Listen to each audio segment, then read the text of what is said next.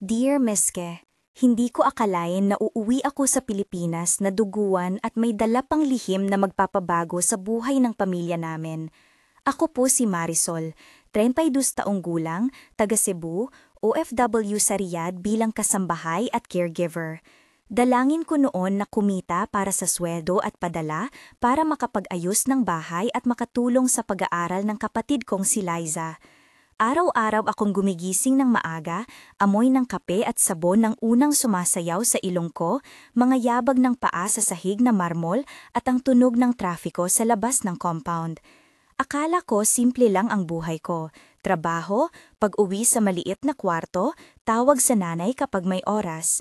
Pero may isang gabi na nabali ang lahat. Umalis ako sa Riyadh na may daladalang sugat, may daladalang pagbubuntis, at may sumalubong na malupit na katotohanan tungkol sa isang taong pinagkakatiwalaan ko. Ito po ang aking confession at kwento. Sana samahan niyo po ako at bigyan ng payo. Bago pa man ang lahat, ganito ang karaniwan kong araw. Nagigising ako sa sumusumpong na init ng kwarto, naihinga ang amoy ng langis at bawang mula sa kusina, naririnig ang maliliit na yapak ng mga anak ng amo ko. Nag-aalaga ako ng 3 bata, naguhugas ng pinggan, naglilinis ng bintana na may mga marka ng alikabok. Si Madam Alma ang madalas magbigay ng instructions na mahinahon pero diretso. Si Sir Khalid naman tahimik at medyo malamig sa unang tingin.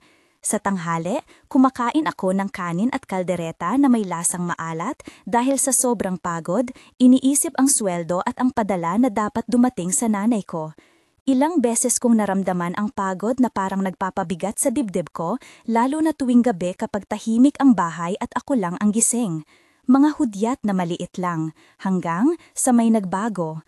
Isang gabi, habang naglilinis ako ng sala at tahimik ang buong compound, may lumapit sa akin si Sir Khalid.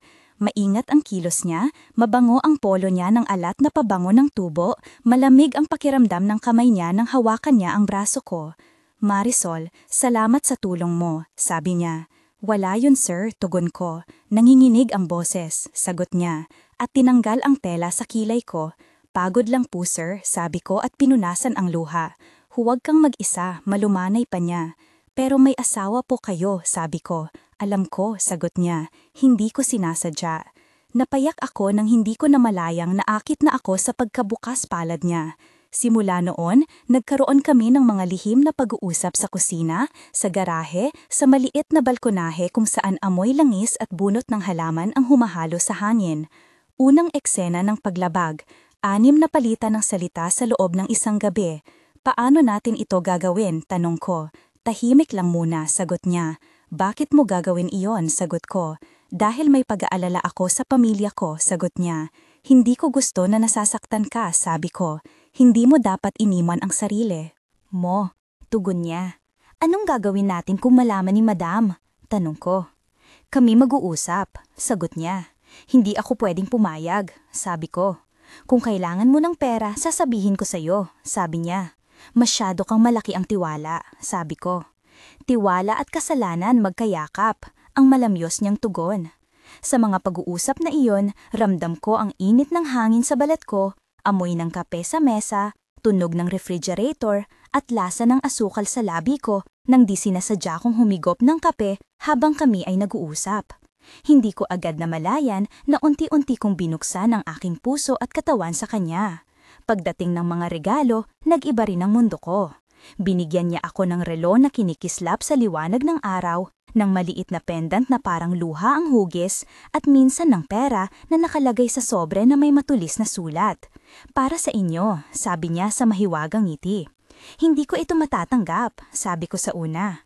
Kailangan ninyo, tugon niya. Minsan kapag umuulan, sumasabay ang amoy ng lupa at tubig sa damit namin, at doon niya ako niyakap na parang proteksyon ang ibinibigay niya. Naging dahilan ang mga munting regalo para mabuo ang balangkas ng aming lihim. Sa isang handog, naramdaman ko ang lamig ng bakal ng relo sa pulso ko, ang alikabok ng kanyang opisina sa hangin, at tunog ng mga sasakyan sa labas ng gusali. Inisip ko kung tama ba ang tumanggap. Sa isa pang gabi, pinag-usapan namin ang posibilidad ng pagkakaroon ng anak. Anong gagawin natin kung may kasal ako sa'yo? Tanong niya. Hindi pwedeng ganon, sabi ko. Nagulat sa sarili kong pagnanasa at pag-aalala. Hindi naman ako ganon kadali, sagot niya. Sa mga sandaling iyon, parang naghalo ang halakak at hiyawan sa loob ng dibdib ko. Hindi nagtagal, nagkaroon ako ng sintomas. Nag-aalangan ako sa aking katawan. Pagkahilo sa umaga, pananakit ng dibdib at pagnonosya sa amoy ng kape na dati kong minahal. Umupo ako sa dingding ng kwarto namin, hinahaplos ang tiyan na parang may tinataas na apoy. Tumawag ako kay Maria, ang kaibigang kasambahay. Marisol, bakit ang hina mo? Tanong niya sa telepono. Maaring buntis ka, sabi niya. Huwag mo akong takutin, sabi ko. Pumunta ako sa klinika na malapit sa compound. Amoy ng antiseptic at papel na sumisirang tunog ang pumuno sa paligid. Pumasok ako sa maliit na kwarto, pinakiusap ko ang nurse na si Amina na manahimik para ako lang ang makaalam. May test, sabi ni Amina, maghintay ka. Narinig ko ang tunog ng lancet at ang maliit na pagtikas ng dugo sa tasa. Nang lumabas ang resulta, nanghina ako. Positibo, sabi ng doktor, Dr. Santos, na may malamig na tingin. Buntis ka, dagdag pa niya. Nahiya akong umiyak pero hindi na ako mapigilan. Bumalik ako sa bahay na puno ng bigat sa dibdib at may bagong takot na hindi ko alam kung paano harapin. At dito, nagsimula ang panibagong krisis.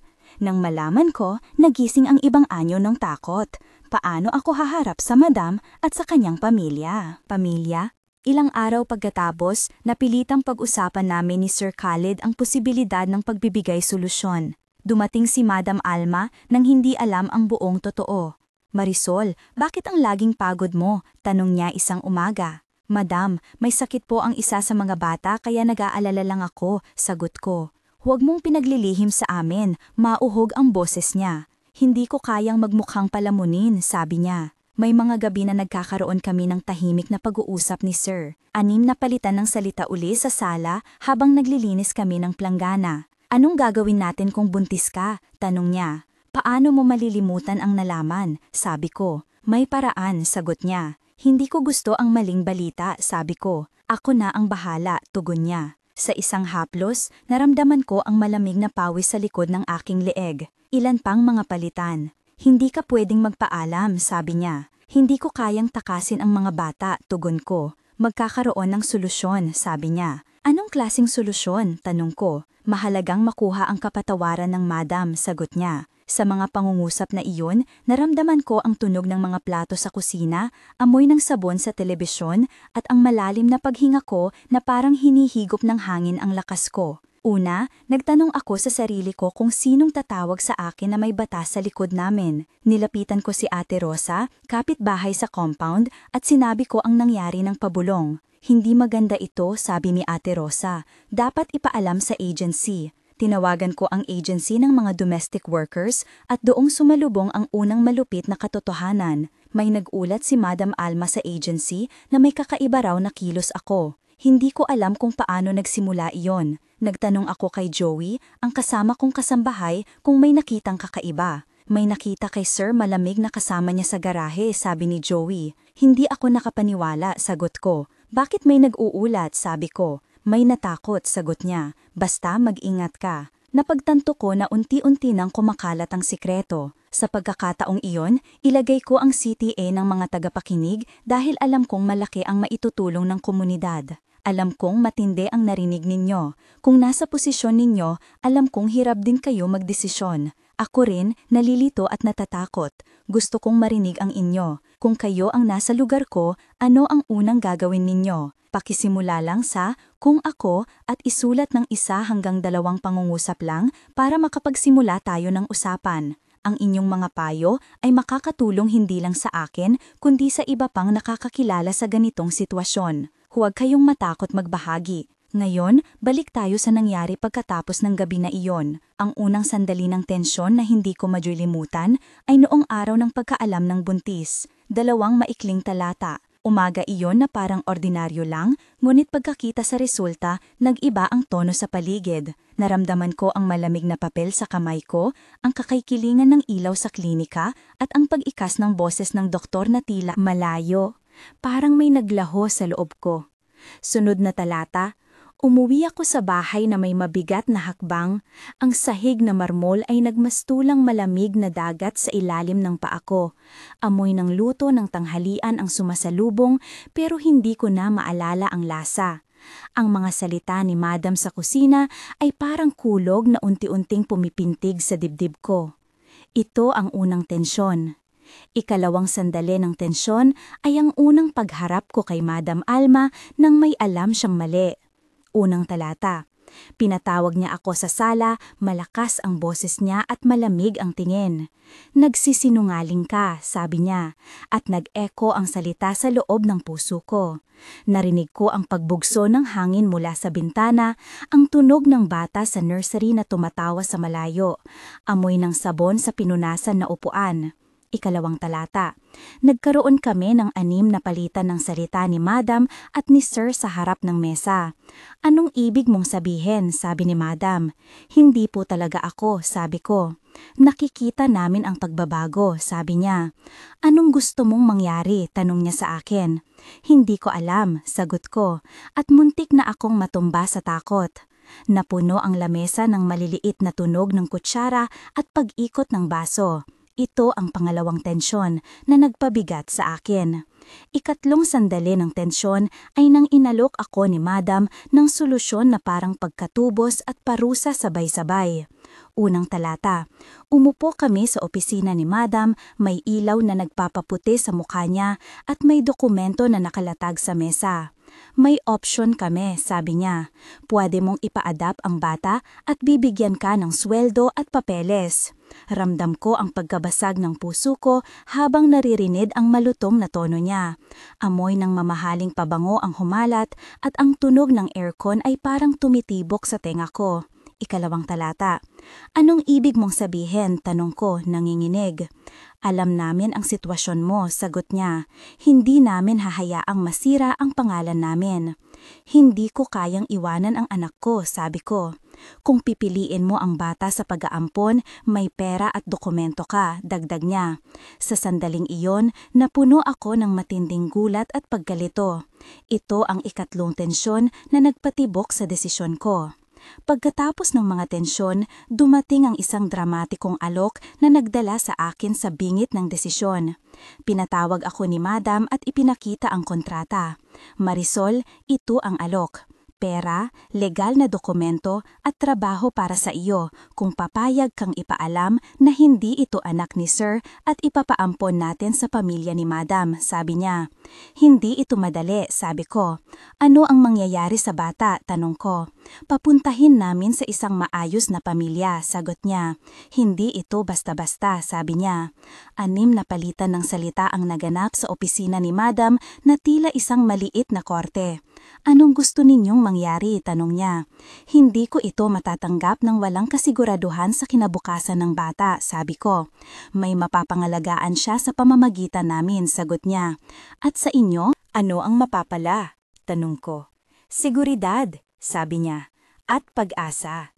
Sa mga pangungusap na iyon, naramdaman ko ang lamig ng mesa sa palad ko, ang amoy ng papel at ang kakaibang pagdila ng labi ko ng pagkahabag at takot.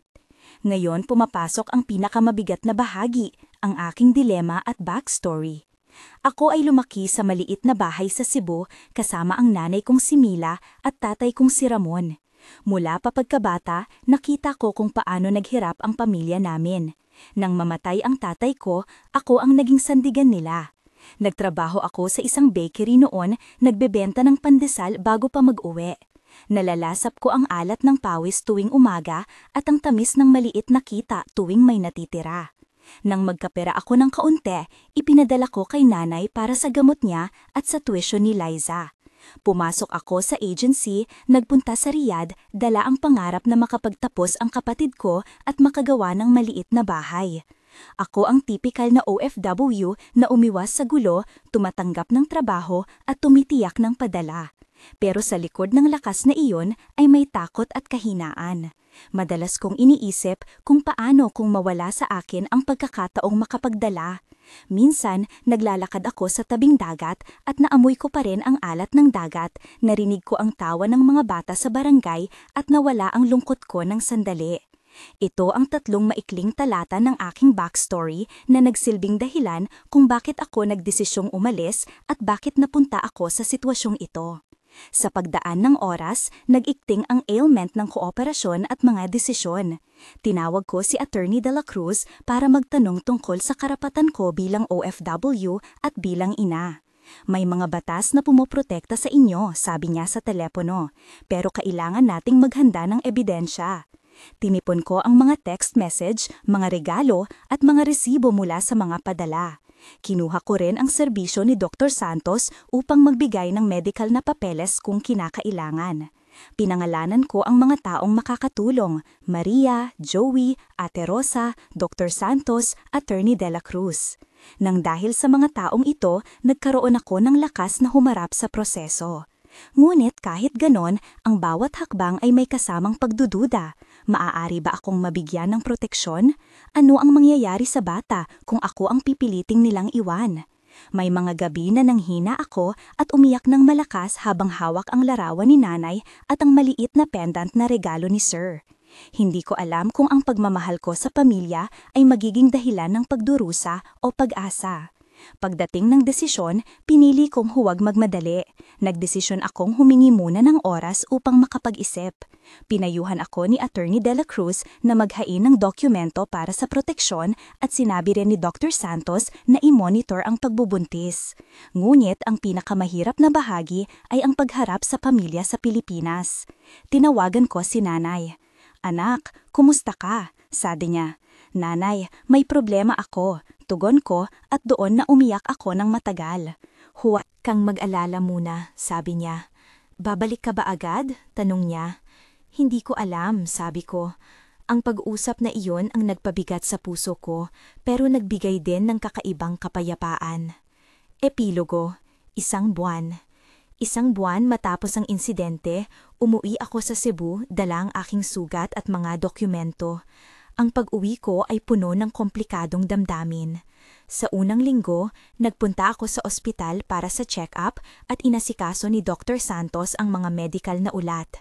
Nakipagkita ako kay Attorney De La Cruz upang pag-usapan ang posibleng legal na hakbang at kung paano protektahan ang bata. Nakipagkita rin ako sa social worker na si Miss Reyes na nagbigay ng listahan ng mga organisasyon na tumutulong sa mga OFW. Sa bahay, niyakap ako ni nanay na parang wala nang ibang nangyari. Amoy ng luya at sabaw ng manok ang bumalot sa kusina habang umiiyak ako. Si Liza ay tahimik na umupo at hinawakan ang kamay ko at doon ko naranasan ang tunay na bigat ng responsibilidad. Pinili ko muna na hindi ipaglaban agad ang dukot ng publikasyon. Humingi sana ako ng payo sa komunidad at nagsimulang mag-ipon ng ebidensya. Epilogo, 3 buwan. Pagkalipas ng 3 buwan, nagbago ng direksyon ang buhay ko. Nakipag-ayos ako sa agency at sa tulong ni Attorney De La Cruz, naayos ang pansamantalang proteksyon para sa akin at sa bata. Si Madam Alma ay sinabihan na huwag na lang maghasik ng tsismis at si Sir Khalid ay kinwestiyon ng kanyang pamilya. Ako ay nagkaroon ng pagkakataon na magtrabaho sa isang NGO na tumutulong sa mga kababaihan. Si Maria at Joey ang naging mga saksi sa aking mga pahayag at si Ate Rosa ay tumulong sa pag-aalaga habang ako ay may medical appointments. Nakaranas ako ng pag-asa at takot, ngunit unti-unting lumakas. Sa panahong ito, natutunan kong humingi ng tulong at doon ko rin nakita ang pagkalinga ng ibang tao. Ang bata sa loob ko ay siniguro ang kaligtasan at sinimulan namin ang mga hakbang para sa kanyang kinabukasan, kahit na mahirap. Epilogo, 9 buwan. 6 na buwan mula nang magsimula ang lahat, nakatapos kami ng isang maliit na legal na settlement. Hindi ito perpekto, ngunit may kasiguruhan. Ang bata ay nasa tamang pangangalaga habang pinaplano ang kinabukasan.